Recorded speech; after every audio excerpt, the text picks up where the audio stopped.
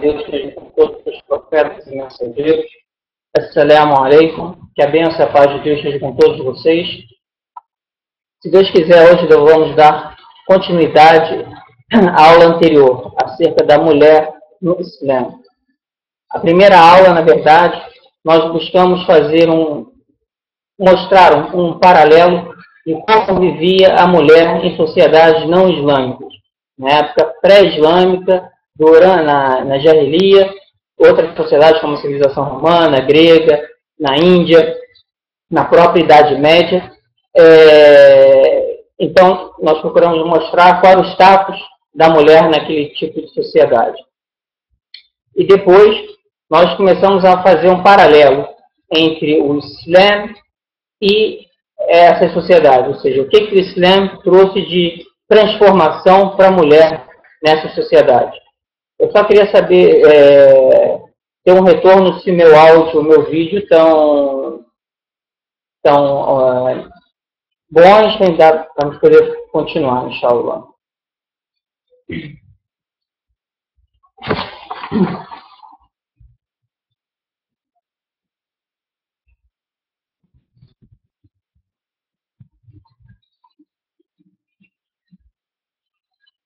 Ok, vamos seguir.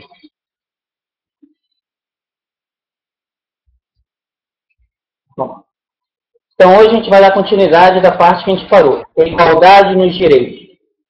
Então o Islã, ele igualou tanto a mulher como o homem em relação à prática como na recompensa. Então, aquilo que é obrigatório para o homem é também para a mulher. Exemplo, os 5 pilares: a oração obrigatória para o homem e para a mulher, o zakat para o homem e para a mulher, o jejum, o hajj, e consequentemente, todos os pilares e todas as coisas elas são comuns, tanto para homens como para mulheres. Tem uma aia no Alcorão, na Surata 16, versículo 97, que diz o seguinte: quem praticar o bem, seja homem ou mulher, e for fiel, consideremos uma vida agradável e premiaremos com uma recompensa, de acordo com a melhor das suas ações. Então aqui Deus deixa claro que, independente de ser homem ou mulher, o importante é a intenção e a prática mais coerente. Então, na verdade, ele vai ter recompensa independente de ser homem ou mulher. Então, ele igualou ambos nesse ponto. Aí, eu havia já explicado na vez anterior que esse slide ele foi preparado para uma apresentação para não muçulmanos. Então, nós estamos apresentando a mulher no Islã para não muçulmanos. Então, a gente colocou algumas fotos de mulheres com hijab em diversas atividades.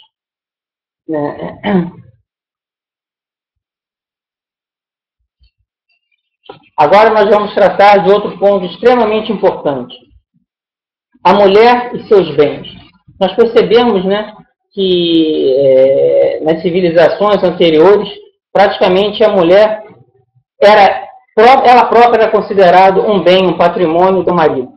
Então, ela muitas vezes não podia herdar, ela não podia ter bens, e quando tinha, não podia gerir esses bens, ela precisava de um tutor, alguém que assinasse ou controlasse esses bens, porque ela não era considerada uma pessoa capaz de gerir os seus bens. Então, veio o Islã transformando isso, mostrando que, na verdade, a mulher é um ser pleno, capaz como ser humano. Então, ela vai ter direito de gerir, de ter seus bens, de gerir e administrar seus bens, sem que ninguém precise estar tutelando isso, outorgando isso. Então, ela vai precisar de um tutor, sendo pai, irmão, marido, ela própria vai gerir os seus bens. Então, isso foi um grande avanço que o Islã proporcionou para a mulher no período que ela praticamente não tinha esse tipo de direito.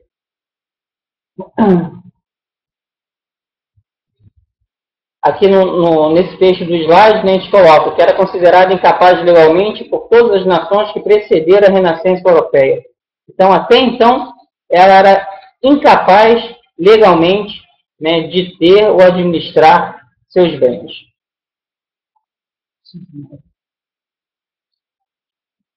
Aqui algumas fotos mostrando as mulheres em atividades financeiras, econômicas.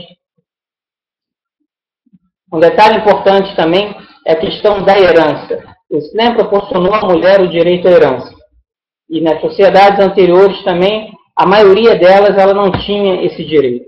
Então o Islã deu esse grande avanço para ela. Aqui no slide também a gente coloca, né, que na civilização romana, se ela tivesse irmãos homens, não herdava. Se não tivesse, era proibido de casar-se com homens de outro clã para não haver transferência de herança. Ou seja, o patrimônio não sair daquele clã para um outro clã. Então, isso aqui era algo muito enraizado naquele tipo de sociedade. Antes de a gente ir para esse novo tópico que é a mulher no trabalho, vamos falar ainda um pouquinho da herança. A questão da herança no Islã, muitas pessoas também costumam atacar o Islã em função da herança. Por quê? Porque, na verdade, muitos pontos, né, em relação à herança, porque a herança é um estudo extremamente amplo e vai depender sempre da situação daquela família, ou seja, de quantos irmãos, de quantas irmãs, de quem faleceu primeiro. Então, dependendo de cada situação, cada parte vai receber uma percentagem distinta. Mas, no geral, o homem acaba recebendo o dobro do que recebe a mulher na herança. E por que é isso? Será que isso é em função de uma discriminação, de um preconceito, ou do homem ser melhor do que a mulher? Não. Na verdade, isso tem alguns motivos por que o homem receber o dobro do que recebe a mulher em determinadas situações. Porque perante a legislação islâmica, perante a Sharia, a obrigação de manter e sustentar o lar é do homem. Então, essa é uma obrigação religiosa. Então, caso ele se case com uma mulher que seja mais rica do que ele, mesmo assim ele é obrigado a manter a casa. Se ela quiser até ajudá-lo nesse sentido, ela pode até estar fazendo isso, mas de bom grado, ou seja, de forma voluntária. Isso não é uma obrigação religiosa para ela. Então, como é uma obrigação religiosa para o homem a manutenção do lar, e todo o dinheiro que é da mulher é para ela mesma, ou seja, ela pode utilizar da forma que ela quiser. Então, o dinheiro do homem não é utilizado somente para ele, é utilizado uma parte para ele e uma parte para a manutenção da sua família. Em contrapartida, o dinheiro da mulher é utilizado todo ele para ela. Em função disso que é essa diferença. Porque quando ele vai receber a herança, parte desse dinheiro da herança, se ele tiver irmãs solteiras, por exemplo, vai ser para mantê-las também. Se a mãe dele estiver viva, vai ser para manter a sua mãe. Se ele estiver casado, vai ser para também estar mantendo a sua família, a sua esposa e seus filhos. Então, na verdade, grande parte desse dinheiro vai ser destinado para poder estar cumprindo com essa obrigação religiosa, que é a manutenção da sua família. Então, em função disso, que ele acaba recebendo o dobro do que recebe a mulher. E se a gente parar para fazer a conta, né, na ponta do lápis, muitas vezes a mulher, mesmo recebendo menos do que o homem, acaba ficando com mais do que ele, porque na verdade todo aquele dinheiro vai ser somente para ela, enquanto que o dinheiro que o homem está recebendo, ele vai acabar sendo diluído no sentido de estar sendo empregado também no sustento da sua família. Como eu falei, se tiver irmãs solteiras ou a mãe que está viva, é obrigação dele também estar mantendo elas de acordo com a Sharia. Então, a gente responde esse tipo de ataque, esse tipo de acusação dessa forma. Agora, o outro slide, a mulher e o trabalho. Então, o Islã também garantiu à mulher o direito de trabalhar. Só que existem algumas condições prévias para isso. Primeiro, que esse trabalho não seja algo que vá contrariar os preceitos religiosos.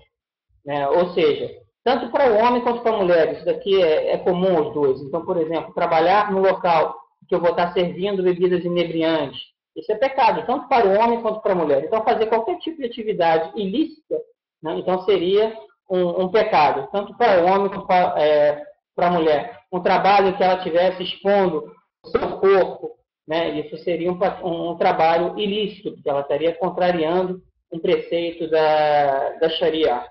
Um outro tipo de situação que deve ser evitada é que ela não é um trabalho que não vai ser agressivo à sua constituição física. Ou seja, nós sabemos que existem diferenças entre o homem e a mulher na constituição física. O homem ele tem uma estrutura óssea, uma força maior do que a mulher. Isso fica claro até se a gente começar a analisar as próprias competições que existem em diversos esportes. Nunca competem homens e mulheres juntos. Geralmente existem campeonatos femininos e campeonatos masculinos. Por quê? Justamente por causa dessa diferença. Então, no campeonato de artes marciais, por exemplo, nunca poderia estar lutando de igual para igual um homem com uma mulher, mesmo que ela fosse uma faixa preta ou que tivesse a mesma técnica que o outro.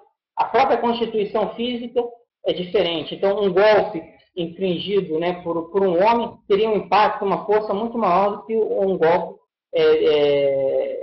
dado por uma mulher. Um jogo de vôlei, por exemplo, uma cortada vinda de um homem é muito mais forte do que uma cortada vinda de uma mulher.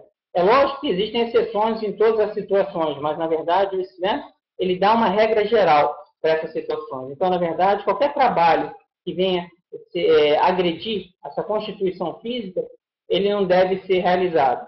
Exemplo, a mulher chegar e pegar uma britadeira, que já é algo extremamente pesado e forte para um homem estar fazendo esse tipo de atividade, imagina para a constituição física da mulher. É um trabalho que vai agredir essa constituição física. Um detalhe muito importante aqui é que em nenhum momento o Islã fala que a mulher não é capaz de desenvolver esse tipo de trabalho. Na verdade, a mulher tem a mesma capacidade de desenvolver qualquer trabalho como o homem. Aqui, na verdade, Deus quis preservá-la, né, de fazer um trabalho que fosse pesado em termos físicos para ela. Então, na verdade, foi uma forma de Deus estar preservando a mulher, já que o trabalho, né, nesse caso, não é uma obrigação religiosa como é para o homem, porque, na verdade, o homem tem que, pelo Islã, a obrigação de sustentar a casa é dele, então ele teria essa obrigação. Enquanto a mulher, ela vai trabalhar se ela quiser. Então, ela não é uma obrigação para ela. Então, na verdade, Deus buscou estar preservando ela desse tipo de situação.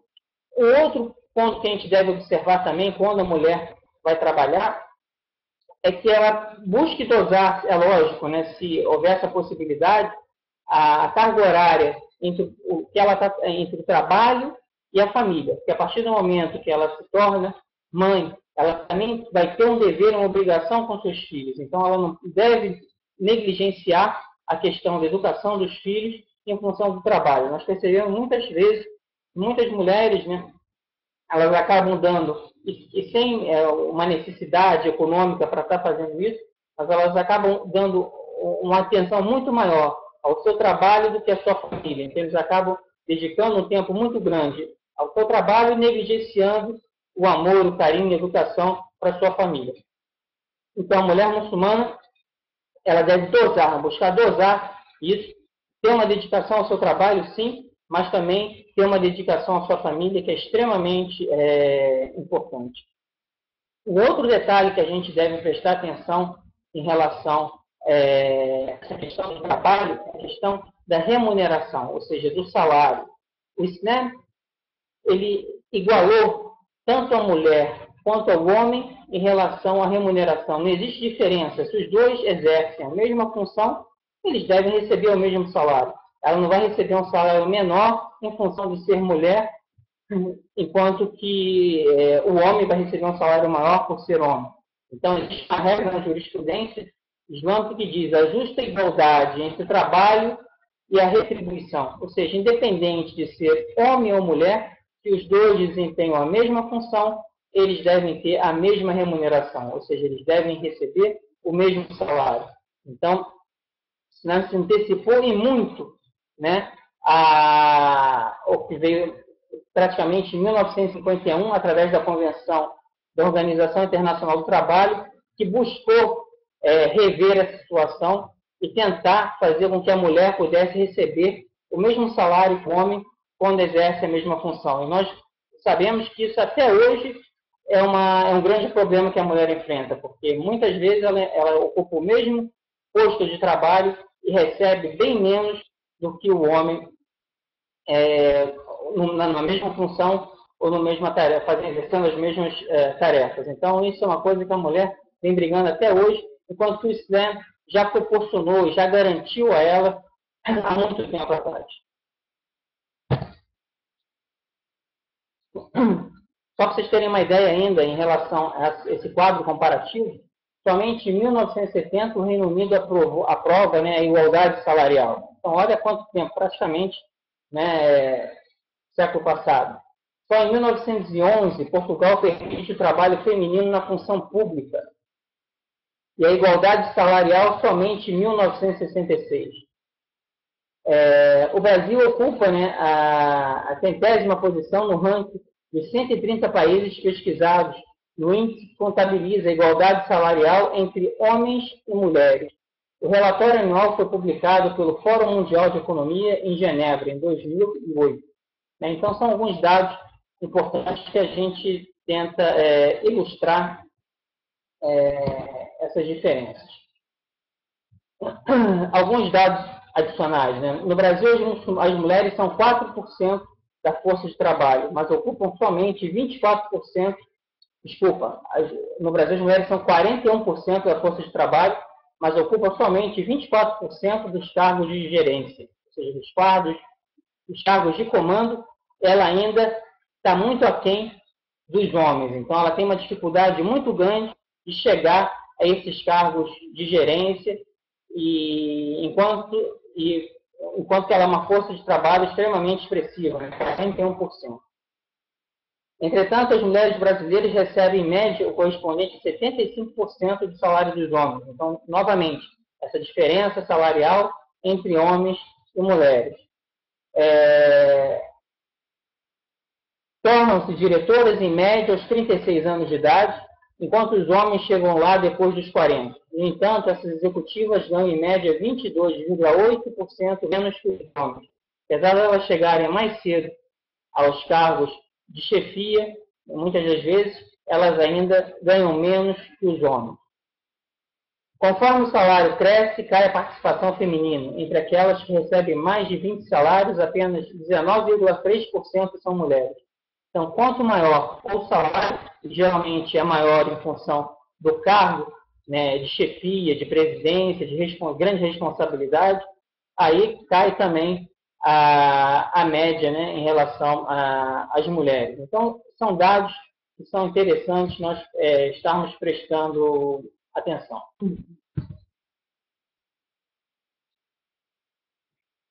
Mais algumas fotos, né, mostrando as mulheres de forma ativa, né, no trabalho, como pesquisadoras, médicas, né, executivas, exercendo várias funções. Isso também é uma demonstração prática para aquelas pessoas que imaginam que a mulher muçulmana é proibida de trabalhar, como geralmente é veiculado na mídia de uma forma geral. Então, geralmente, as pessoas têm aquela impressão que a mulher muçulmana ela não pode exercer nenhum tipo de atividade fora de casa. Um ponto aqui também importante é que, geralmente aqui no Ocidente, as pessoas supervalorizam, né, o trabalho, digamos assim, fora de casa e menosprezam o trabalho dentro de casa. Isso não, na verdade, ele dá o valor às duas funções. Na verdade, o trabalho dentro de casa também, a pessoa que não trabalha fora, mas se dedica todo o seu tempo a cuidar da família, é um trabalho extremamente valorizado também e nobre. Porque, na verdade, você cuidar da educação dos seus filhos, que vão ser a nova geração para uma futura sociedade, é um trabalho extremamente importante. É um trabalho que requer de você muita dedicação, paciência, sabedoria, inteligência ao lidar com esse tipo, com os conflitos, com as situações. Então, também é um trabalho extremamente importante e que nós devemos valorizar e não menosprezar, como acontece hoje em dia aqui no Ocidente. O fato da mulher não sair para trabalhar fora, ela é considerada uma pessoa menor, inferior, sem capacidade. Não, muito pelo contrário. Muitas mulheres elas preferem até se dedicar à família do que trabalhar fora. Agora, aquelas que desejem trabalhar e produzir e fazer algo benéfico para a sociedade também, não há problema desde que estejam dentro dos limites colocados pela Sharia. Antes da gente ir para esse outro tópico, que é a mulher e o voto, eu gostaria de fazer uma análise um pouquinho mais profunda, parando aqui nesse ponto, que é a mulher e o trabalho. Muitas vezes, quando nós falamos, né, o Islã proporcionou esse direito para as mulheres, esse direito, esse, as pessoas estão pegando assim, tá, tudo bem, é mais um direito, mas elas não analisam realmente com profundidade a transformação que foi esses direitos que o Islã colocou. Então, aqui eu vou fazer um pequeno paralelo, uma pequena análise um pouquinho mais profunda para que a gente realmente perceba isso. Subhanallah, glorificado seja Deus. Cada vez que a gente estuda um pouquinho mais sobre o Islã, cada vez que a nossa convicção ela aumenta em relação à grandeza, à grandiosidade de Deus e dessa revelação. Que essa revelação, na verdade, não pode ter sido feita por um ser humano ou por um homem, e sim é uma revelação do Criador de todos nós e desse universo. Então, vamos fazer um pequeno paralelo, até o que nós vimos até agora. Então, nós vimos anteriormente, nas sociedades anteriores ao Islã, o estado em que viviam as mulheres. Elas viviam praticamente sem nenhum tipo de direito, sem nenhum tipo de valorização, eram praticamente uma mercadoria, um objeto, né? Elas eram passadas do pai para o futuro marido, e não era dado nenhum tipo de instrução para elas, que eram proibidas de estudar, de buscar o conhecimento, de crescer intelectualmente, né? Não tinham voz, ou seja, a opinião delas não valiam em relação aos homens, né? Muitas vezes eram colocadas como amaldiçoadas por Deus, então era uma situação extremamente degradante. Veio o Islã causando essa transformação. Então, vocês imaginem nessa sociedade, com essa nova mensagem transformadora, como que deveriam estar se sentindo os homens, né, que viveram aquele período todo tendo a mulher como um objeto, sem nenhum tipo de direito. Será que foi fácil para eles esse tipo de transformação? E como é que se sentiam as mulheres que não tinham valor nenhum, de repente começaram a ter direitos para serem valorizadas? Então, aqui que está o grande milagre, ao meu ver.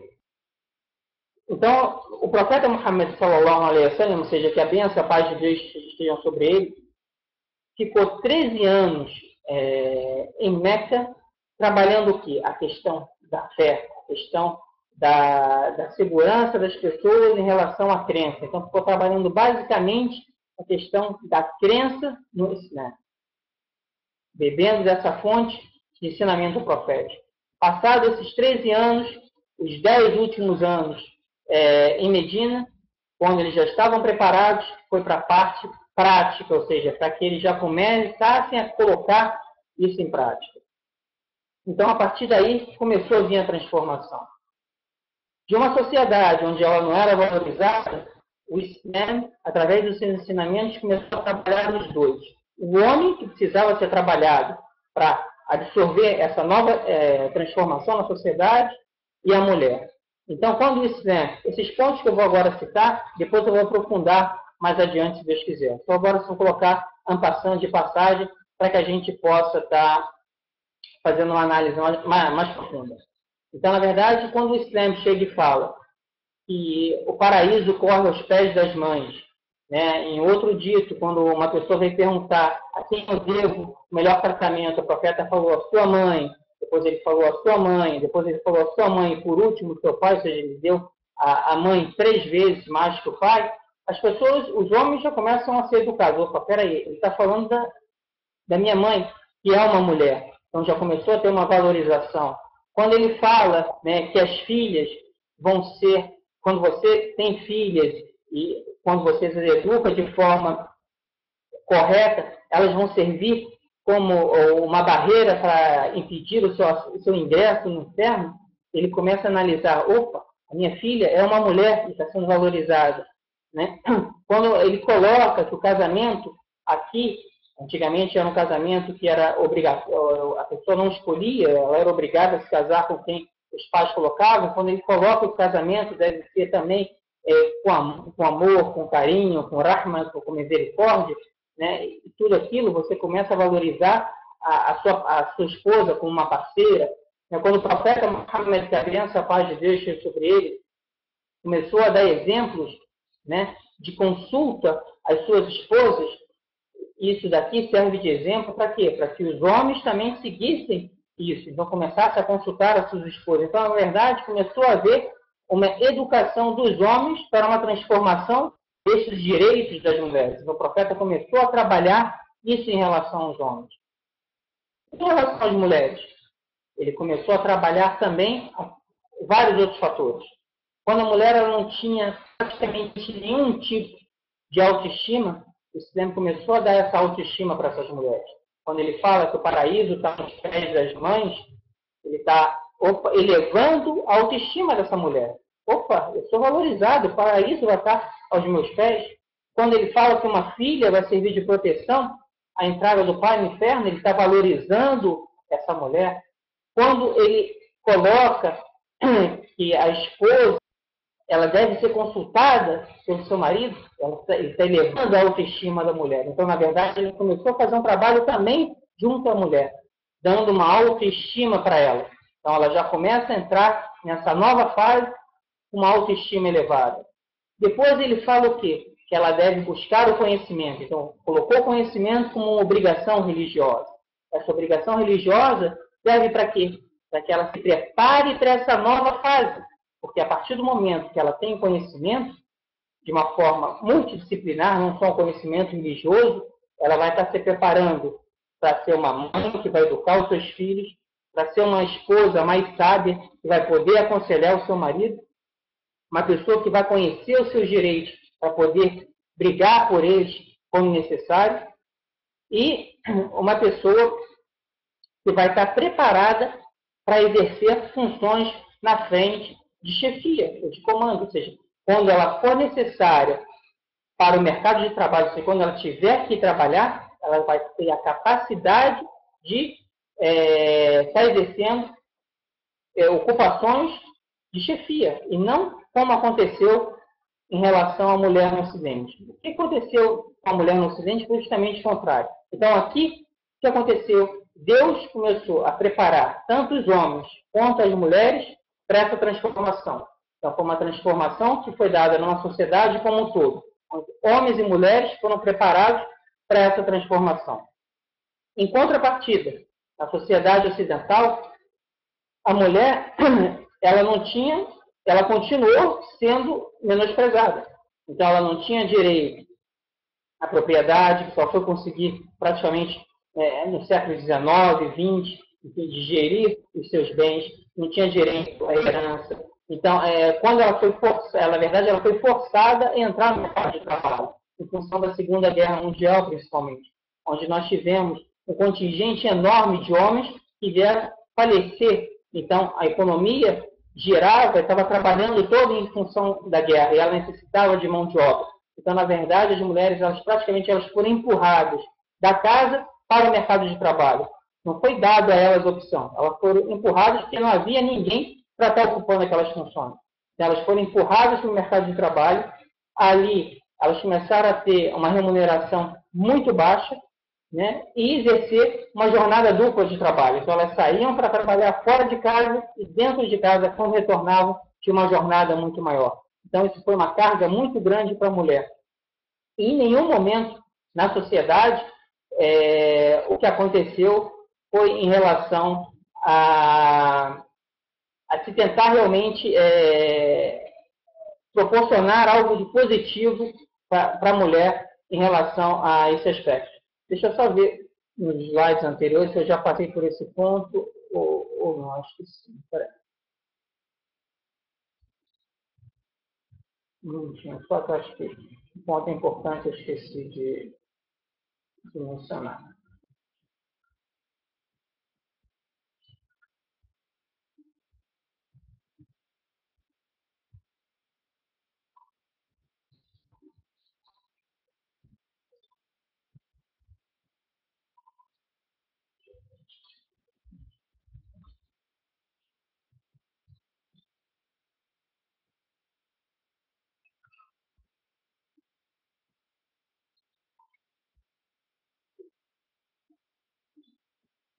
em relação à Revolução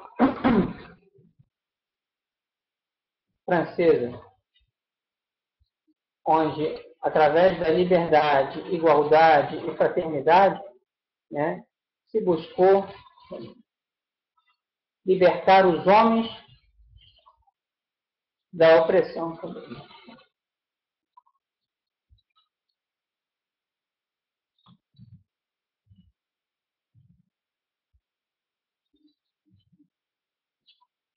Eu acho que aqui eu pulei, mas eu vou me basear por aqui, não tem problema.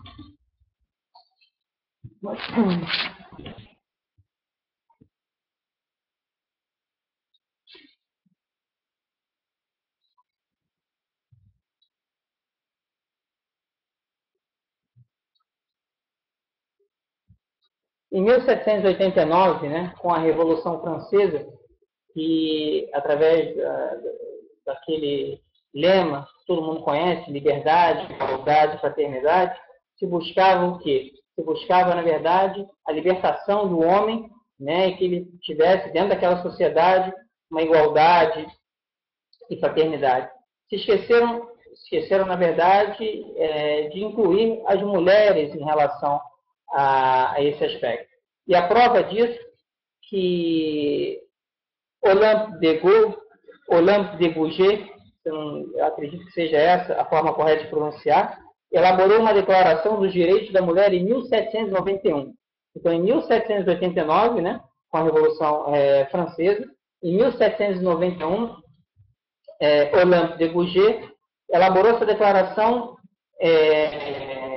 dos direitos da mulher, numa tentativa de incluir as mulheres com esses direitos adquiridos, ou seja, que elas também fizessem parte desses direitos. Isso causou tanto espanto na sociedade da época que ela foi condenada à forca em 1793. Então, isso é uma demonstração de que na verdade, aquela sociedade ela não estava preparada para que a mulher ocupasse o seu espaço. Ou seja, ela queria uma mão de obra feminina que fosse barata para suprir, né, a necessidade dos homens, grande parte em função da guerra, que estavam ocupados com a guerra, mas eles não queriam essa transformação. Né? Nós vimos até naquele quadro em relação à questão da busca do conhecimento, né, que em muitas sociedades, quando é que ela foi ter acesso a esse estudo? Na verdade, em 1827, no Brasil, em 1879, foi o ensino superior, se abriu as portas do ensino superior no Brasil. E na Europa, né, isso se deu bem depois, em 1890 na Europa. Então, na verdade, as mulheres demoraram muito tempo para poderem ingressar numa universidade, para poderem ter uma formação, para poderem ter uma ocupação, digamos assim, onde elas iriam trabalhar a sua parte intelectual. Não seriam apenas uma mão de obra barata ou uma massa de manobra, ou seja, só iam ficar no trabalho pesado. Então, o Islã, na verdade, ele valorizou a mulher para ela ocupasse funções realmente importantes dentro da sociedade e não fosse apenas um trabalho braçal. Então, na verdade, muito tempo depois, na Europa, a gente está falando aí de 1800 e pouco, as mulheres ainda elas sofriam muito para ocupar esse espaço. E toda essa questão da briga por direitos se deu em função disso. As mulheres elas foram forçadas a ir para o mercado de trabalho e não tinham, trabalhavam muito mais, recebiam muito menos e não tinham seus direitos. Aí que veio toda essa briga em relação à questão entre homens e mulheres dentro da sociedade. Enquanto no Islã não existe essa briga, esse conflito entre homens e mulheres. Cada um sabe das suas obrigações e dos seus direitos. Isso é algo extremamente importante e que deve ser frisado. E quando nós falamos, né, dessa questão da mulher exercer funções de chefia, nós temos um grande exemplo na história islâmica. Né? Então, as mulheres foram educadas nessa escola do profeta Muhammad sallallahu alaihi wasallam, logo no período dos 4 primeiros califas, né, que eu vou dar como exemplo o califa Umar ibn Khattab, que foi o segundo califa no Islã, ele já nomeou uma mulher para ser o quê? A supervisora do mercado de Medina. Ou seja, era uma das funções mais importantes do governo, porque, na verdade, na parte econômica, porque o mercado, naquele período, o que girava aquela economia era o comércio. E o mercado de Medina era o mais forte naquela área. Então, na verdade, ele a colocou como a supervisora, ou seja, a pessoa responsável em tomar conta, inspecionar e dar todas as diretrizes para aquele comércio que girava ali. O nome dela era Shifa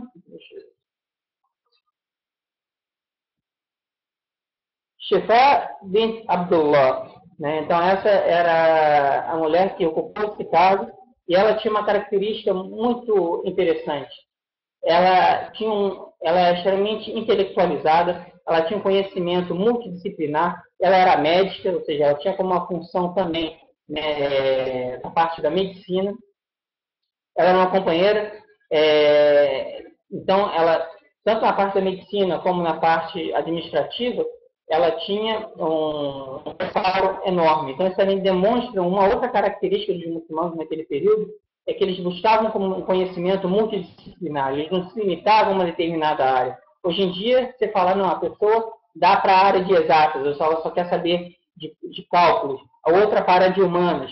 Naquele período, nós víamos que os muçulmanos, eles debruçavam em cima do conhecimento em todas as áreas, então eles tinham um conhecimento muito amplo. Então nós temos a Aisha, que foi esposa profeta, Rabi Allahu Anha, que Deus esteja satisfeito com ela, e inúmeras companheiros do profeta, que, se Deus quiser, acredito que vai ser o tema também de um outro tópico de uma aula, Ali Ashka, então a gente deve também falar, né, dessas mulheres que foram exemplos, ícones dentro da sociedade. Então nós tivemos já no segundo califado islâmico, né, as mulheres já ocupando cargos de chefia e dentro do serviço público. E num dos slides que a gente passou, nós vimos que em Portugal as mulheres só foram conseguir isso, se não me engano, em 1800 e pouco também. Então, isso são características que a gente deve estar prestando atenção nesse tipo de análise. Então, a transformação ela foi muito mais profunda do que simplesmente você dar direitos. Deus quis prepará-las, tanto as mulheres quanto os homens, para esses direitos. E não somente dar direitos e deixá-los assim à mercê, porque a sociedade naquele período estava tão enraizada naquelas questões anteriores que muitas vezes, se ele simplesmente desse esses direitos, provavelmente elas não iriam conseguir colocá-los em prática, porque os homens eles estavam acostumados com aquele tipo de situação e isso é uma transformação que leva tempo. Então, o Islã trabalhou muito bem esses dois aspectos. Eu não tenho dúvida nenhuma em falar que nenhuma outra ideologia, nenhum outro tipo de religião ou pensamento teve uma transformação em relação às questões da mulher como o Islã, de forma tão profunda e tão eficaz. Então, o Islã realmente estava muito adiantado em relação ao seu tempo e proporcionou realmente à mulher o que é de direito dela. Acredito que já deve ter passado os 40 minutos. Nuro, me dá um toque se o tempo já deu, aí a gente, se Deus quiser, segue.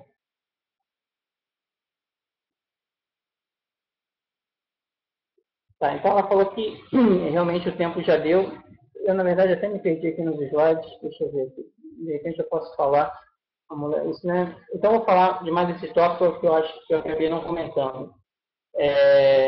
O Islã incentivou a mulher a lutar pelos seus direitos. Então aqui a gente tem um outro exemplo.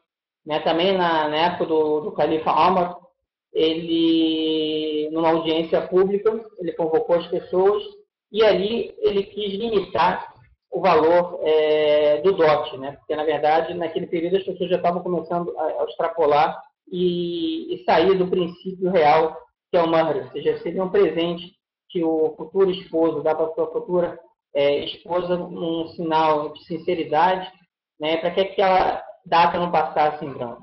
Então, ele quis estipular e limitar. E uma mulher simplesmente levantou a mão e disse que não, que, na verdade, Deus ele não estipulou, ele deixou, na verdade, na mão da mulher a escolha desse presente, e nem o profeta limitou isso. Então, quem era ele para limitar? Nesse momento, ele chegou e falou: acertou a mulher e errou o homem. Então, nós percebemos a transformação que o Islã fez nessa sociedade.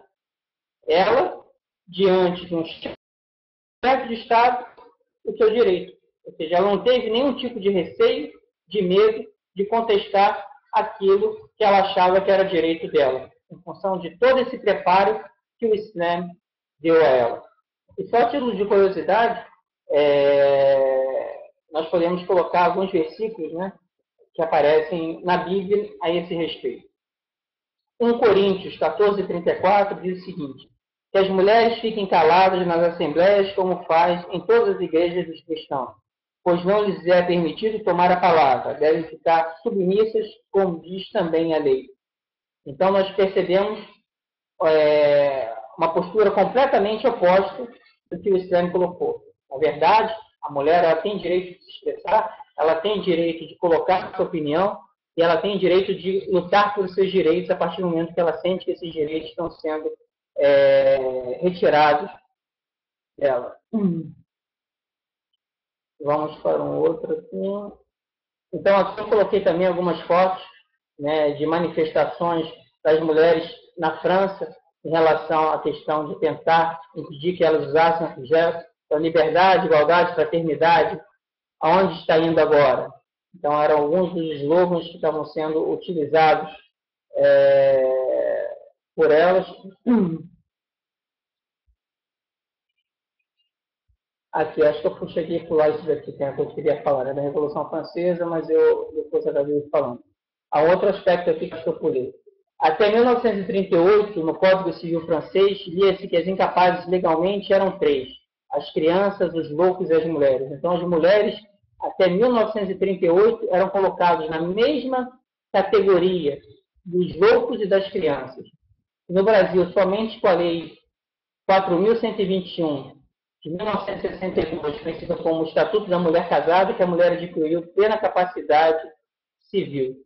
Então, isso aqui também são dados muito importantes que a gente deve estar colocando.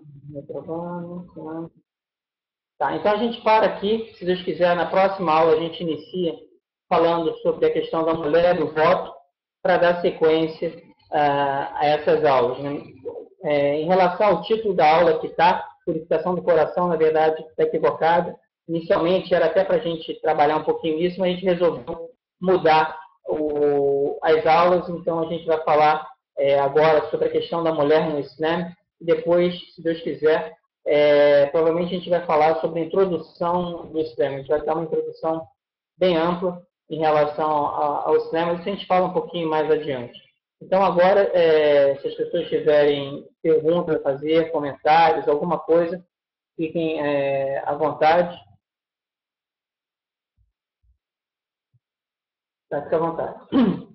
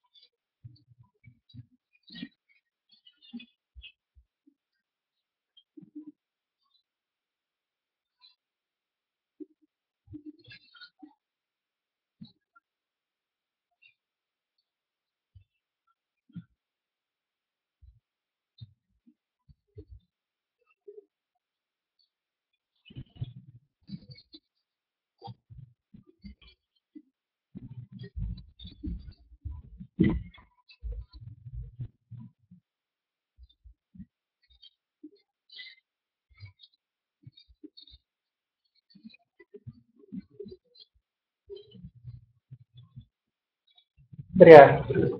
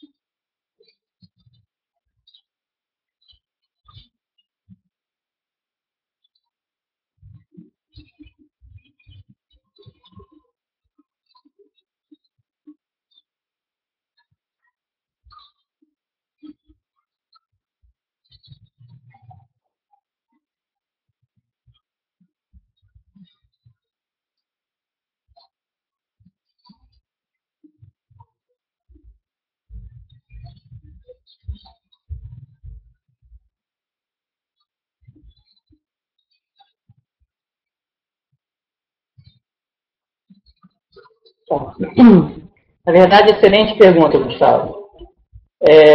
Nós não devemos misturar o Islã com o comportamento dos muçulmanos.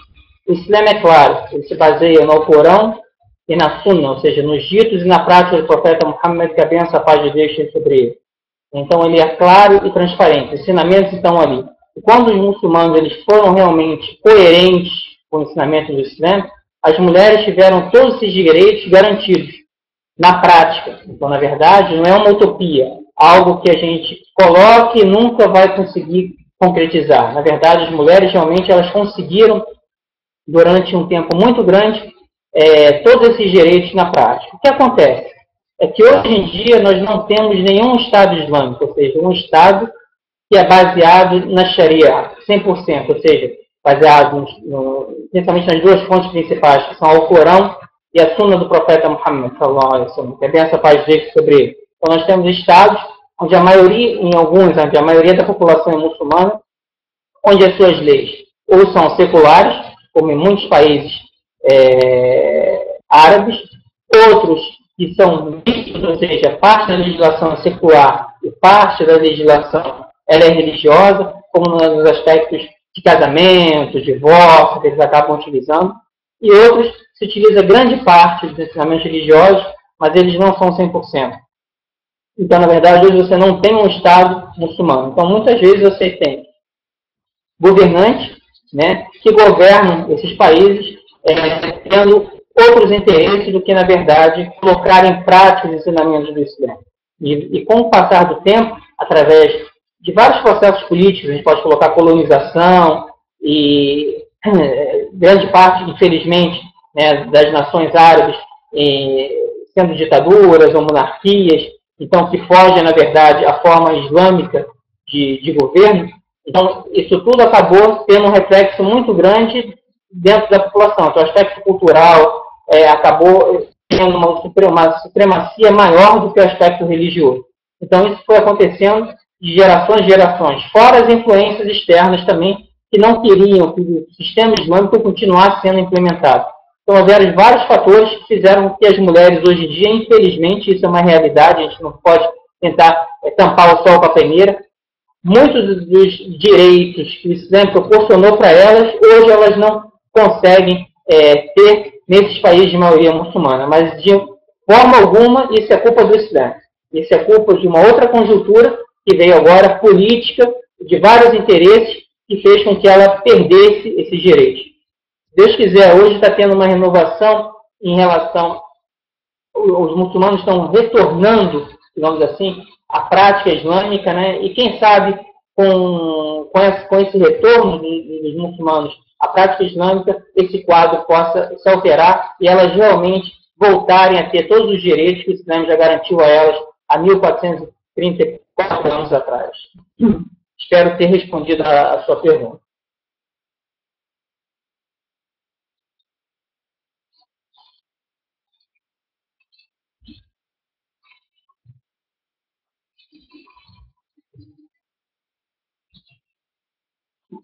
Que bom.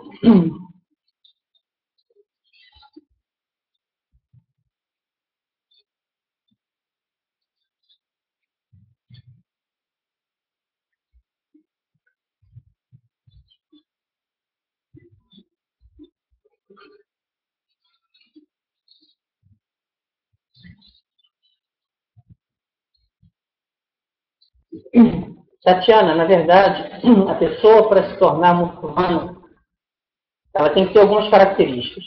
A primeira é que ela realmente acredite no Islã como uma religião revelada, ou seja, ela deve buscar conhecer o Islã e fazer a shahada, ou seja, o testemunho com convicção. Porque o Islã não é uma religião que aceita imitação. Eu vou ser muçulmano porque meu pai é muçulmano, porque meu avô é muçulmano, porque minha família é muçulmana, sem ter a convicção religiosa. Porque, na verdade, eu estaria sendo apenas um imitador cego, seguindo o fluxo, né, da onda. Na verdade, o Islã pede de nós o quê? Que possamos realmente fazer o testemunho com convicção e que acreditemos realmente nessa religião. Porque esse é o grande poder transformador. Porque se eu fizer somente a shahada, pronunciar as palavras e não praticar a religião, eu não vou estar sentindo o gosto, a beleza do Islã. A beleza do Islã, ela vem com a prática. A prática não pode ser desassociada da crença. Uma vem acompanhando a outra. Então, na verdade, se você realmente tem esse interesse, você tem essa vontade, você já fez o primeiro passo, que foi fazer a shahada, né? Então, agora, que você busque aumentar o seu conhecimento.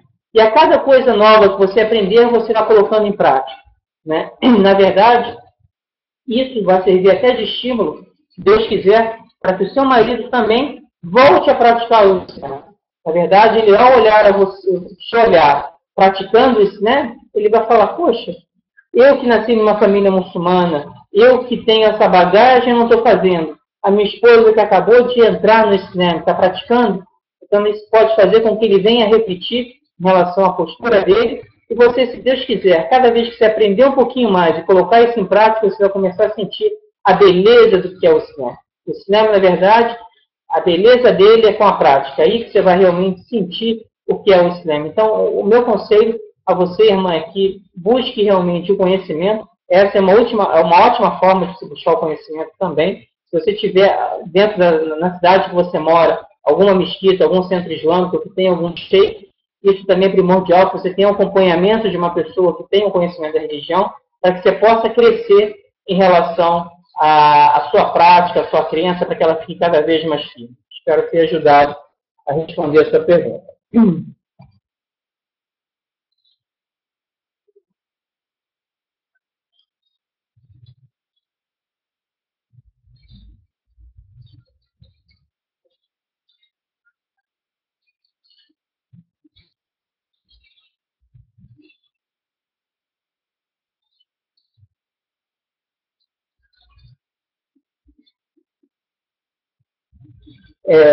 Yasmin, quem estipula o dote, a mulher ou a família dela?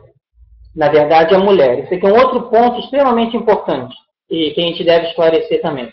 O dote, eu não gosto nem de utilizar muito essa palavra, essa expressão dote, que já remonta no inconsciente da gente, o dote como acontecia em outras sociedades. Na verdade, eu gosto de utilizar até a expressão presente, que na verdade realmente é como se fosse um presente que o futuro esposo proporciona para a sua futura esposa, para que aquela data não passe em branco e para que ele demonstre sinceridade. Então, na verdade, é ela que escolhe e o presente é dela, não é da família. Então, muitas vezes, as pessoas, justamente, um dos ataques do Islã é que o mahar seria o quê? A compra, onde o futuro marido está comprando aquela pessoa. Isso não existe no Islã. A mulher não tem valor, o ser humano não tem nenhum tipo de valor que possa ser dado por ele. Então, na verdade, é um presente para ela e não para a sua família.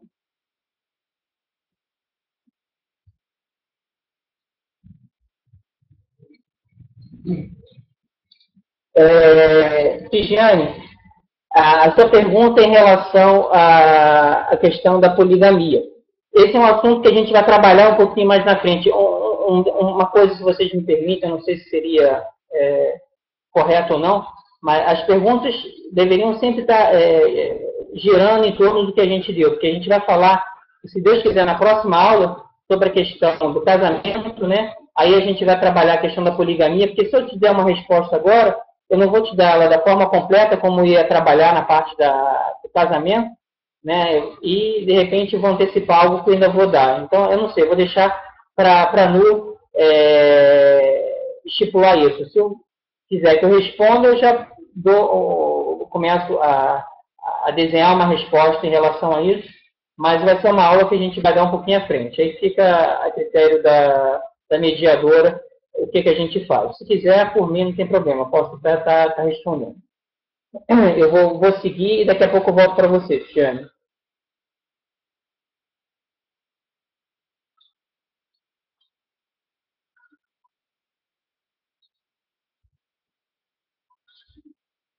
Tá, as perguntas já estão acabando vindo em torno da questão do casamento, então vou dar uma resposta.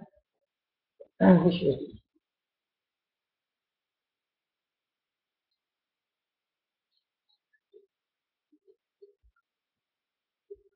Tá, então vou respondendo as perguntas do jeito que elas estão vindo mesmo. Vamos lá primeiro, Tijane. A sua pergunta é a seguinte, né? Por que um homem pode ter 2 ou 3 mulheres quando uma mulher pode só ter um homem? Na verdade, o Islã permite que o homem possa se casar até com 4 mulheres, sendo que a monogamia é a regra e a poligamia ela é uma exceção. Ela é uma exceção para determinadas situações que acontecem na sociedade. Eu não vou me estender aqui, porque essa aula a gente vai dar um pouquinho mais na frente. Mas eu vou responder por que o contrário não pode acontecer. Por que uma mulher não pode se casar com mais de um homem, enquanto que um homem pode se casar com mais de uma mulher? Como eu falei, a questão do homem se casar com mais de uma mulher são determinadas situações. Por exemplo, quando o número de mulheres excede muito o número de homens, como aconteceu na época das grandes guerras, onde muitos homens acabaram falecendo. Então, quando o número fica muito desproporcional, exemplo, nós tivermos 200 homens e 100 mulheres, e por uma hipótese, nós dissemos que 100 homens se casaram com 100 mulheres, irão estar na sociedade 100 mulheres. Acho que seria uma ingenuidade muito grande da nossa parte imaginar que essas 100 mulheres que restaram não iriam querer também desfrutar dos seus desejos, como ser mãe, da própria relação sexual, de ter uma família. Então, haveriam aí as relações extraconjugais, onde você estaria destruindo uma família. Então, a poligamia ela vem como uma solução para esse tipo de situação, onde todas essas duas mulheres vão ser consideradas esposas legítimas e os seus filhos legítimos. O resto a gente destrincha mais os outros detalhes, se vocês quiserem, na próxima aula. O contrário, na verdade, não seria uma solução, seria uma sobrecarga muito grande para a mulher. Porque aqui, muitas vezes, quando a gente faz essa pergunta, a gente está olhando só o aspecto, de repente, da relação sexual. Tanto que muita gente imagina a poligamia, o homem sentado no harém, rodeado de mulheres. Não é isso. Na verdade, é uma responsabilidade muito grande, tanto que no Alcorão fala, né, que se o homem não puder garantir, né, digamos assim, a equidade em relação a elas, que caso com uma só prepare o seu lugar no inferno. Então, é uma responsabilidade muito grande. Ao contrário, o que aconteceria? Vamos supor que uma mulher se casasse com 3 homens, né? Então, ela ficasse grávida. O primeiro problema, quem seria o pai dessas crianças? Né? Então, quando esse Islã ele veio trazendo uma regra geral. Hoje em dia as pessoas falam, tem exame de DNA. Tudo bem, mas o exame de DNA ainda não é tão acessível a todas as camadas da sociedade. Ainda é uma coisa que é uma dificuldade. Então, o primeiro ponto seria importante. Quem é o pai dessa criança? O segundo ponto, ela ficaria 9 meses de gestação. Seria um bebê. Né? Os outros maridos também que vão querer constituir família. Daqui a pouco ela vai estar novamente grávida. Imagina, ela vai sair de uma gestação e entrar numa gestação. Então, um outro complicador.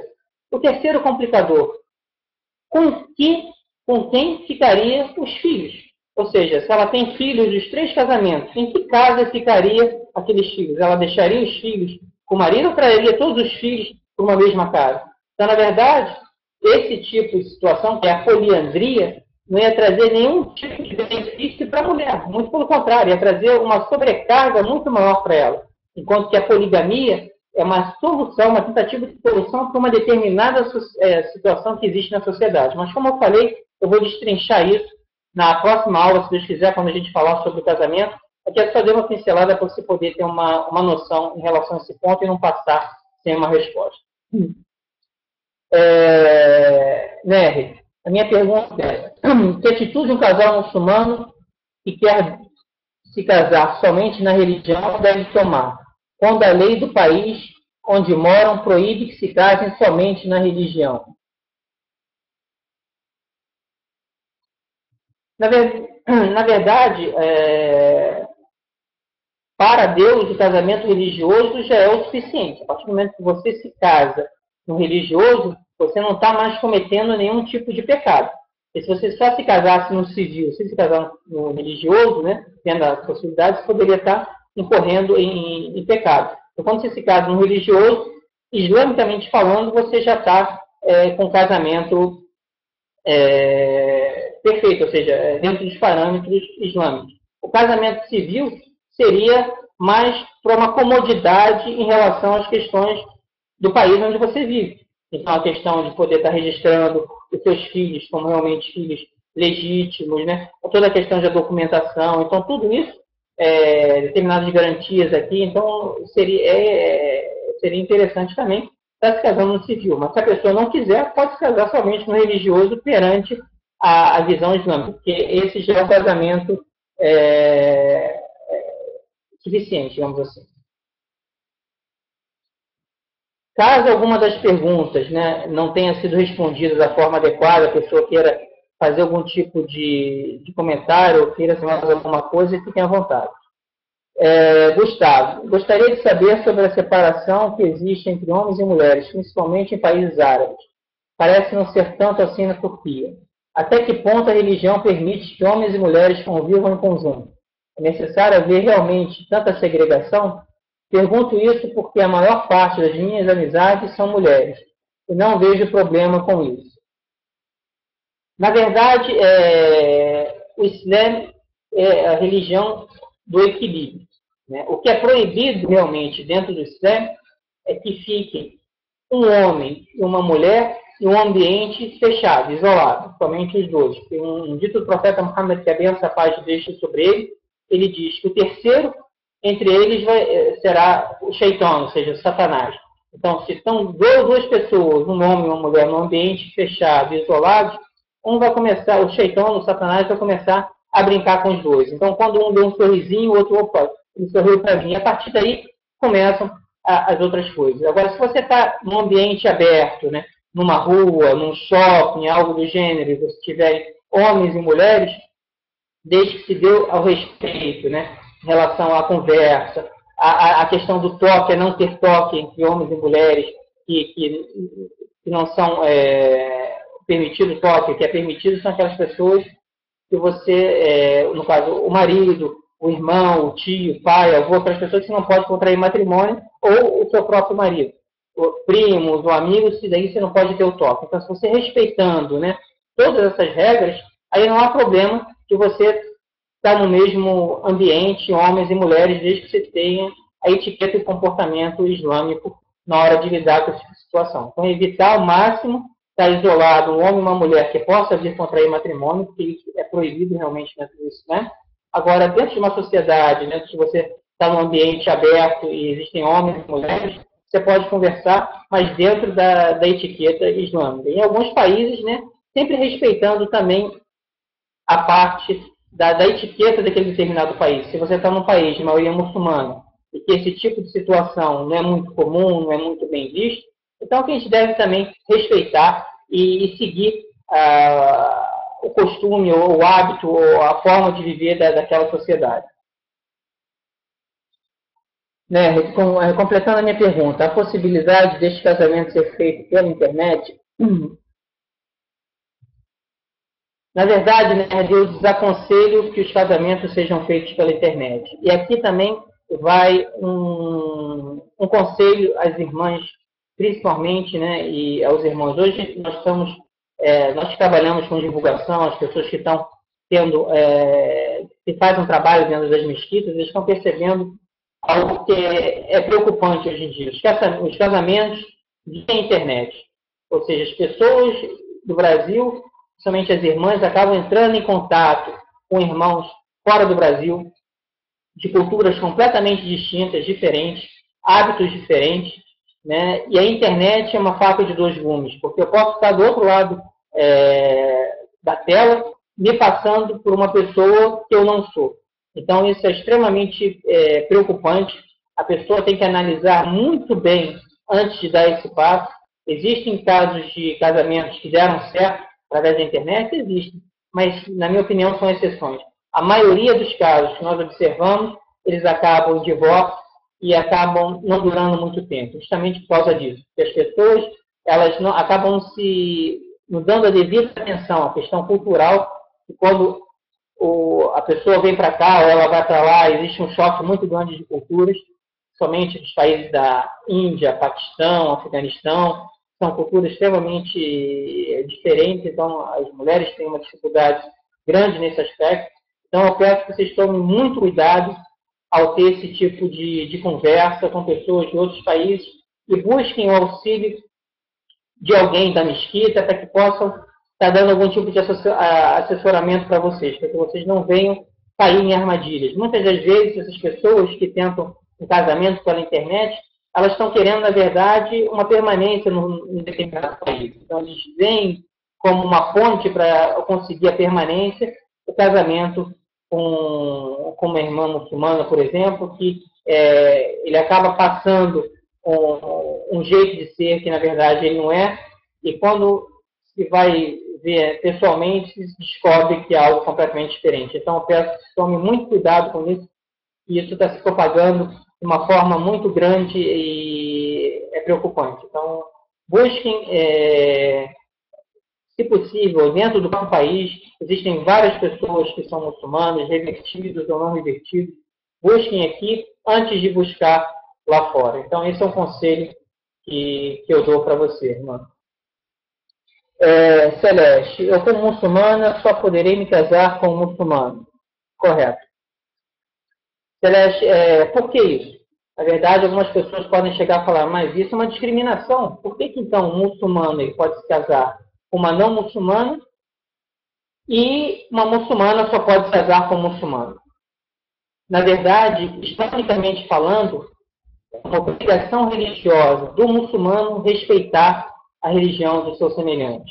Somente o povo do livro, que nós já chamamos de forma respeitosa, judeus e cristãos, que receberam uma mensagem revelada através de livros revelados por Deus e de profetas que são comuns, né, a essas três religiões, judaísmo, cristianismo e o Islã. Então, na verdade, a partir do momento que eu me caso com uma judia ou com uma cristã, é uma obrigação religiosa respeitar a crença dela. Eu não posso obrigar ela a se tornar muçulmana. Então, esse é o primeiro ponto. Quando uma muçulmana se casa com um não muçulmano, existem exceções, eu não vou dizer que não existem exceções, mas na grande maioria, essas pessoas não acreditam no Islã como uma religião revelada. Não acreditam no Alcorão como um livro revelado por Deus, nem em Muhammad como seu último mensageiro. Então, eles não têm uma obrigação religiosa de respeitar a nossa religião. E muitas vezes, isso, infelizmente, nós já vimos também em diversos casos, as muçulmanas elas acabam sofrendo muito com esse tipo de casamento.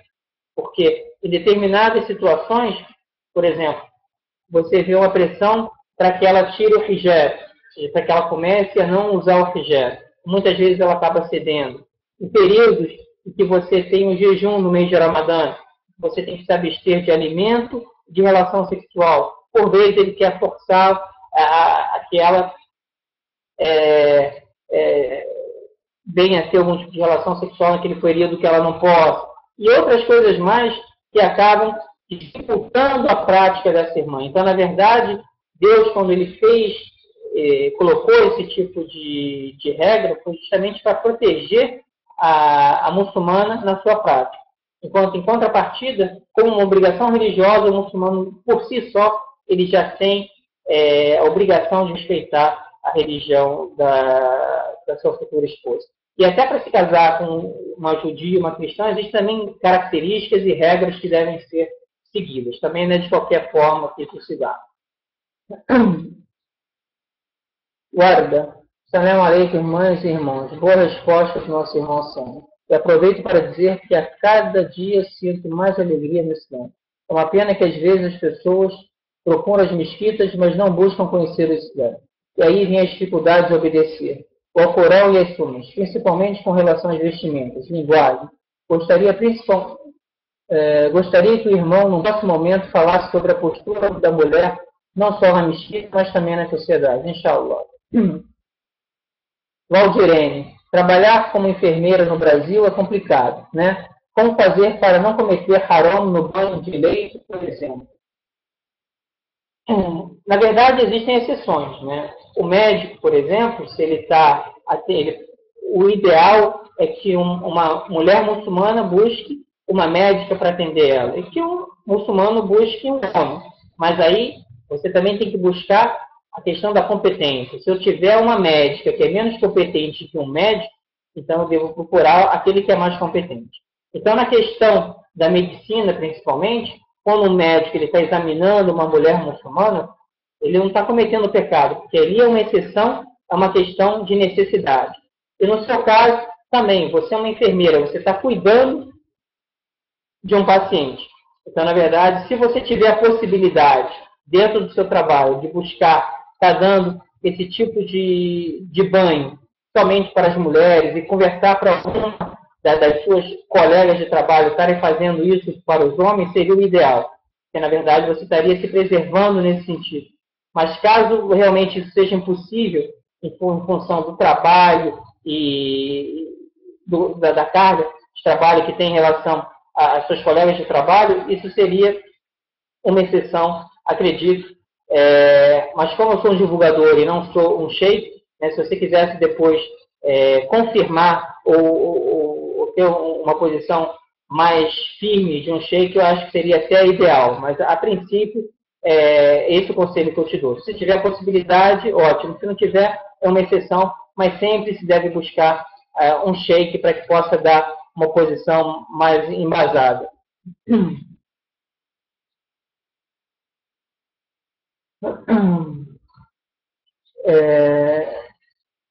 Lécio de Carvalho. Acho que é Lécio de Carvalho.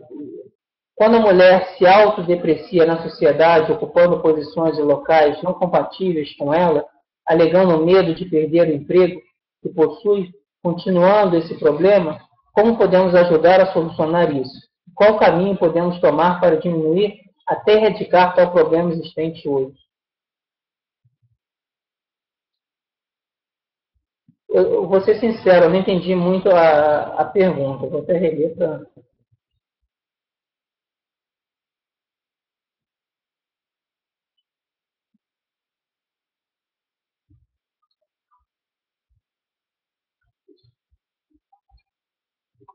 Essa pergunta eu não sei se você está fazendo de uma forma geral, para a mulher em geral ou para a mulher muçulmana, né? Mas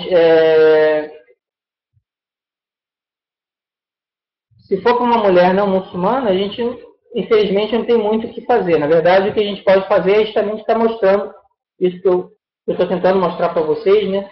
O que o Islã proporcionou para a mulher, o que a sociedade não muçulmana colocou para ela, empurrando ela para determinadas situações, e a partir daí, para que ela possa realmente estar, através do uso da razão, do livre-arbítrio, estar optando em até estudar mais sobre o Islã, e através, quem sabe, se tornando muçulmana, poder estar se afastando desse tipo de situação e indo para uma situação melhor.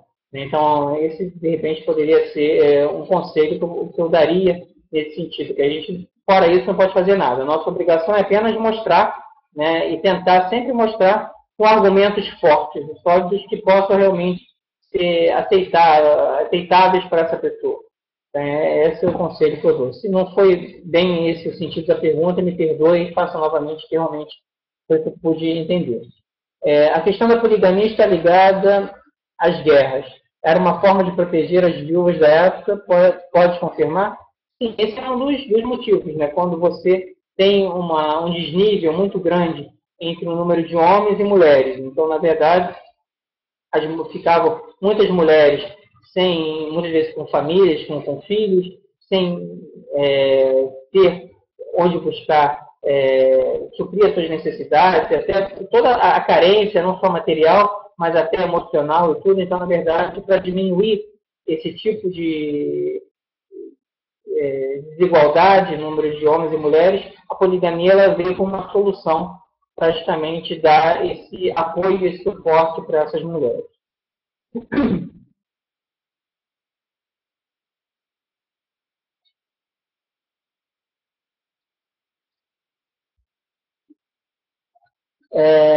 Tatiana coloca, né? Meu casamento foi através da internet e temos muitas dificuldades por causa das estruturas diferentes. Foi o que eu tentei colocar. Então, que a gente busca agora prestar mais atenção nesse tipo de situação, porque realmente está acontecendo muito isso, as pessoas acabam indo muito pela emoção, né? E sem analisar de forma mais fria determinadas situações, características que devem ser analisadas na situação de casamento.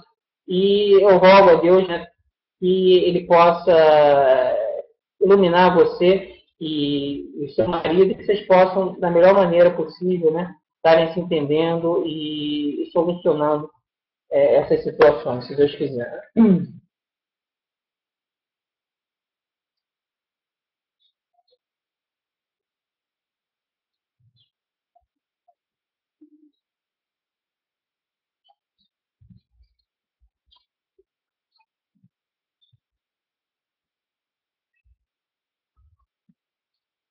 Tá. Cristiano está fazendo uma outra pergunta aqui.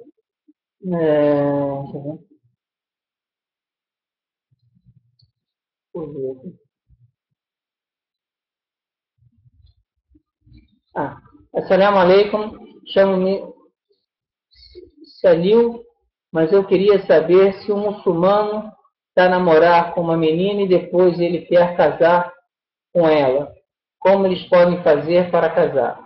Na verdade, se a gente colocar islamicamente falando, não existe namoro no Islã. Na verdade, quando eu quero me casar com uma pessoa, eu vou conhecer essa pessoa sem ter o toque que é comum nos namoros, beijo, abraço, tipo de situação. O muçulmano ele não pratica. Na verdade, não existe namoro no Islã. Existe um pré-conhecimento para que você possa sentir afinidade para aquela pessoa que você vai compartilhar e vai viver a sua vida toda, né? para que possa, se Deus quiser, ser um casamento abençoado e bem-sucedido. Mas suponhamos que isso já esteja acontecendo, que você já esteja namorando e que você realmente gostou dessa pessoa e quer se casar. Então, na verdade, é buscar, antes disso, mais uma vez, um conselho muito importante. Não se deixar levar pela emoção. Porque muitas vezes a pessoa, eu estou gostando de uma pessoa e é só isso que vai ser o ponto de partida, ou somente isso que eu vou me basear para o meu casamento. Não. O profeta Muhammad sallallahu alaihi wasallam, ou seja, que a bênção e a paz deixe sobre ele, num dito ele falou, isso tanto serve para um homem quanto para a mulher, mas ele estava dirigindo para um homem e disse, casam-se por 4, né? Pela beleza, riqueza, prestígio e religiosidade. Aí ele disse o quê? Escolham a que tem a religiosidade e serão bem-sucedidos. Então, na verdade, o profeta, o que ele quis dizer? Ele não falou para você descartar uma pessoa que seja bela, ou que seja rica, ou que tenha prestígio. Só que ele colocou que o ponto principal que deve ser o alicerce, uma pessoa que tem caráter e religiosidade. Por quê? A beleza com o tempo vai embora. A riqueza com o tempo pode ir embora. O prestígio com o tempo pode ir embora. Agora, o caráter e a religiosidade vai acompanhar aquela pessoa a vida toda. Então, quando você vai casar, você deve analisar o seguinte. Essa pessoa será uma boa, tem as características para ser uma boa esposa para mim? Ela tem as características para ser uma boa mãe para os meus filhos? Porque, na verdade, você tem que analisar todo esse conjunto antes de tomar esse passo que é tão importante. Então, não se basear somente pela beleza, tem que se basear em outros aspectos que vão compor um casamento. Muitas vezes as pessoas se deixam iludir indo só por um aspecto. Mas um casamento ele é muito mais do que uma relação sexual, ele é muito mais do que questão da beleza. Ela envolve outros aspectos. Você, quando se casa, você se casa também com a família da pessoa. Você deve analisar a família da pessoa. Você vai ganhar uma nova família, você vai ganhar um novo pai, uma nova mãe. Então, esses são cuidados que se deve ter. Então, é o conselho que eu dou, analisar esses aspectos. E aí sim, se você realmente estiver decidido, busca um chefe para que ele possa estar fazendo o casamento e vocês possam estar saindo dessa situação de ilícito, né, que é o contato físico.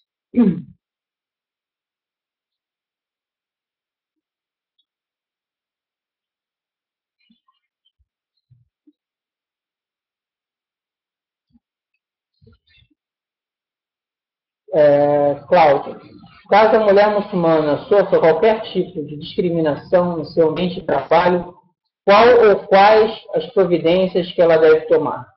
Tá, excelente pergunta, Cláudia. Hoje, nós temos leis contra a intolerância religiosa.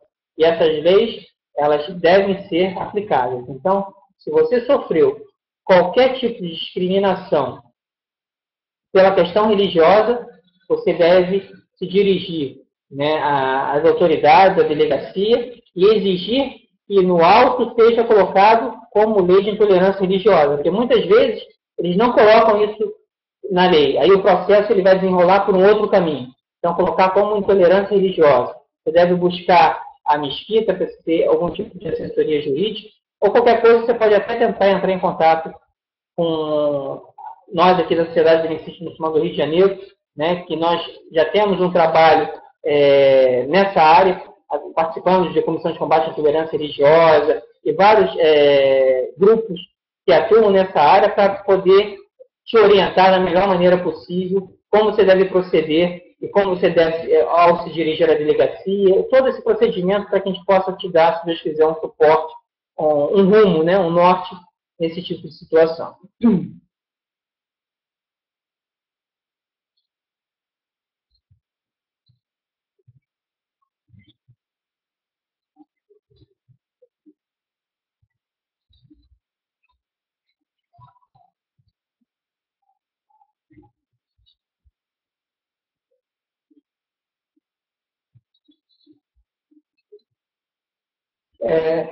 Né? Sei que há muitas perguntas e todos têm direito de ter as suas dúvidas esclarecidas, mas seguindo o que o Sam me colocou sobre o fato de a dúvida sobre o fato Se a dúvida não ter sido esclarecida, gostaria, se possível, que o complemento à minha pergunta fosse respondido. Principalmente, eu ter feito a pergunta para responder a dúvida da irmã que quer se casar com seu noivo na Espanha, somente na religião e não sabe o que fazer. Eu acredito ter respondido, mas ela quer se casar na religião muçulmana ou não muçulmana. Se ela quiser estar na religião muçulmana, é o que eu falei, casamento religioso já basta. Você buscar um chefe e estar fazendo esse casamento já é o suficiente. Você não precisa se casar no civil. Agora, se o que ela está querendo colocar é se casar no religioso, uma pessoa de uma outra religião, aí isso realmente não é possível de forma alguma, porque vai estar ultrapassando os princípios essenciais e primordiais da nossa religião. Acredito que tenha sido isso. Distância eu realmente não entendi direito a pergunta, mas até onde eu entendi é que tenha sido isso. Ambos estão na Espanha e querem se casar somente na religião, mas o governo não permite. Por isso levaram a questão de se casar com um imã de outro local, fora da Espanha, pela internet. Tá. Aí vai uma outra pergunta. Qual seria o problema, então, de ela se casar no religioso e no civil? Para mim, não haveria problema nenhum. Se isso for resolver o problema, eu acredito que seria mais fácil estarem fazendo isso, se casando no religioso e depois no civil, até para que eles pudessem ter seus direitos garantidos naquele país. Porque se eles se casarem somente no religioso e não se casarem no civil, provavelmente muitos dos direitos que eles poderiam estar tendo direito naquele país, eles vão acabar perdendo. Então, por mim, eu acredito que não teria problema nenhum se casar no religioso e no civil. Aí, no caso, eles realmente não quererem esse tipo de coisa, e se algum imã aceitar fazer esse casamento pela internet, eles ficam à vontade. Né? Mas aqui, pelo menos no Brasil, praticamente a gente não tem o hábito de fazer isso realmente, esse tipo de casamento pela internet.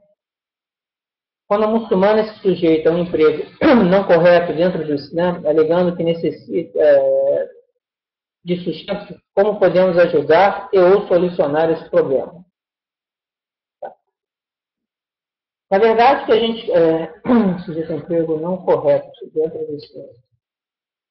Na verdade, aí você tem que analisar caso a caso. Né? Então, na verdade, teria que vir, né, se quiser colocar em óculos, essa questão, ou até para um sheik, seria até melhor. Né? Aí você vai ter que analisar caso a caso, de acordo com cada caso, você dá uma diretriz, que seria uma exceção de uma solução. Então, quando uma questão assim, você não pode estar generalizando. Então, a gente já sabe que, no geral, é o quê? Você não se afastar de trabalhos que sejam ilícitos.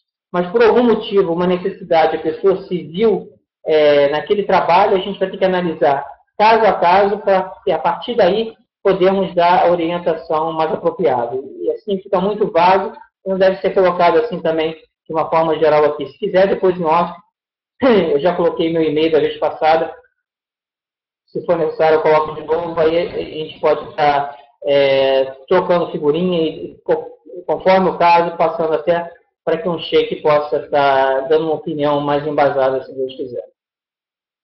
Ahmed Paraíba. Que conselho você daria para as muçulmanas que questionam e até chegam ao ponto de negar a licitude da poligamia? Na verdade, a poligamia ela não é uma coisa nova que veio com o Islã. Ela já vinha, né? É uma coisa que Deus revelou há muito tempo, tanto que a gente tem resquícios, né, na judaica, e no cristianismo não veio nunca uma proibição a isso. Né? Muitas vezes, muitas pessoas interpretam a parábola das 10 virgens como uma permissão para a poligamia. Então, a poligamia ela veio como uma solução para a sociedade. Mas, ao mesmo tempo, você não é obrigada a querer poligamia para você. Ou seja, você como mulher, você pode não querer para você a poligamia. Tá? Então, esse é um direito que você tem. Eu não quero que meu marido se case com mais de uma esposa. É um direito que cabe a você. Né?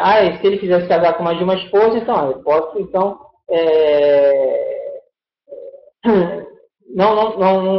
pediu divórcio ou algo do gênero. Então, na verdade, a poligamia, ela, como uma coisa, se ela é muçulmana, crente, acredita na mensagem disso, né? Ela sabe que isso é uma revelação de Deus e foi revelada por um bem da sociedade. Agora, ela tem o direito de não querer isso para ela. É um direito que ela tem e ela pode falar o seguinte: eu não quero para mim a poligamia, mas eu acredito na poligamia como algo revelado por Deus e que sirva, né, para um benefício da sociedade e que existem muitos muçulmanos que, de repente, têm um preparo espiritual maior do que eu para estarem compartilhando nessa situação.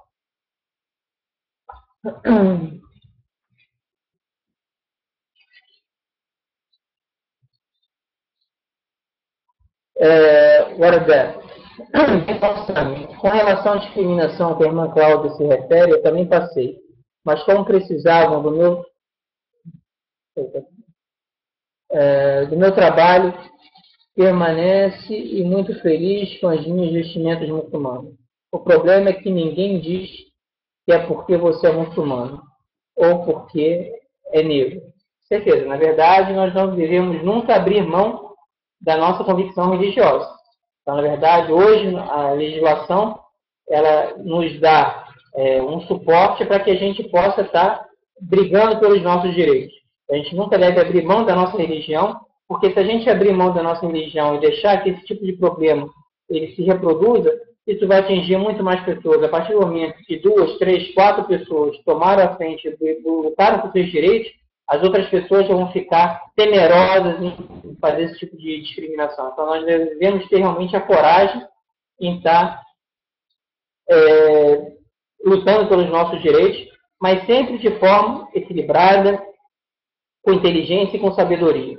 Né? Não de forma impulsiva, que venha trazer algum tipo de transtorno. A gente deve dar um passo firme, sabendo que a gente vai obter um determinado resultado.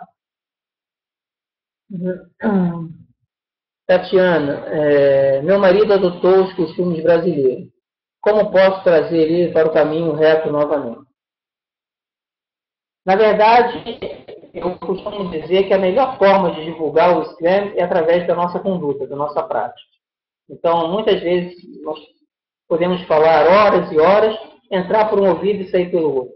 A partir do momento que a nossa conduta realmente ela é atuante e as pessoas começam a ver a transformação na pessoa, isso faz com que as pessoas reflitam, principalmente dentro de um casamento.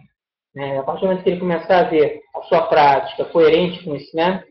Se Deus quiser, ele vai aos pouquinhos retornar. E você, aos pouquinhos, com sabedoria também, vai trazendo ele para determinadas práticas, para convívio com os irmãos muçulmanos, sabe? Quando você se afasta do grupo, você se torna uma presa fácil. Nós vivemos num ambiente onde a maioria da população é não muçulmana e onde tudo praticamente te leva para o ilícito. Então, você estar junto com o grupo é algo extremamente importante para que isso fortaleça a sua fé. Então, o conselho que eu dou é a prática, você está sempre praticando na frente dele, e com sabedoria tente trazer ele aos poucos ao convívio do grupo, se Deus quiser. Que Deus possa te iluminar nessa questão, se Deus quiser.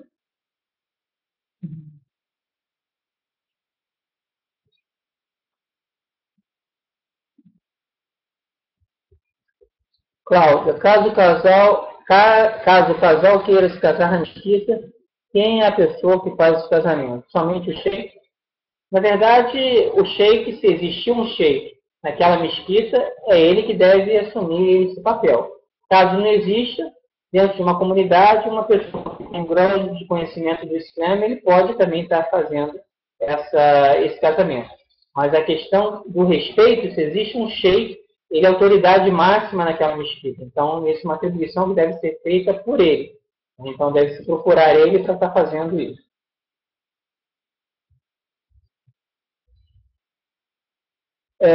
Jazakallahu khairan, respondido. Já que a internet é a única forma de eles se casarem só na religião, por conta da proibição da lei na escola. É bom saber que eles podem usar esse meio, já que moram no mesmo local e já se conhecem pessoalmente, sendo a lei o único empecilho para o casamento. que Allah te recompense. Pelo quadro aqui, eu acredito que essa seja a última pergunta. Eu não sei se tem mais perguntas.